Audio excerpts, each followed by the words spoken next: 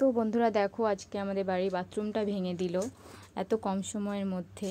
তো কি বলবো, বুঝতেই পারিনি যে এত কম সময়ের মধ্যে হয়ে যাবে। এখন কত কিছুই না তৈরি হয়েছে সহজ উপায়ে কত কিছুই না পাওয়া যায়। আর টাকা থাকলে তো সব কিছুই হয়, তাই না?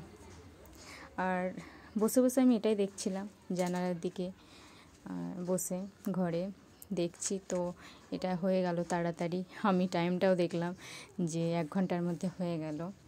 তো আমি বসেছিলাম, সেজন্য ভাবলাম যে একটা নাইটি আছে তো সেলাই করে নিই, সেজন্য বসে বসে সেলাই করছি।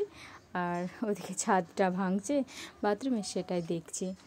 তো নতুন নাইটি ছিল, সেটা বের করলাম, শীতের সময় পরা হবে বলে, দিয়ে সেলাই করে এটা পরবো, তাই সেলাই করছিলাম। আর আমি মেশিনে সেলাই করি না, আমি হাতেই সেলাই করি, আমি পারি যেহেতু সব রকম সেলাই টেলাই করতে, সেই জন্য সেলাই করে নিলাম, দিয়ে ভাঁজ করে রেখে দিলাম, কাল পরবো।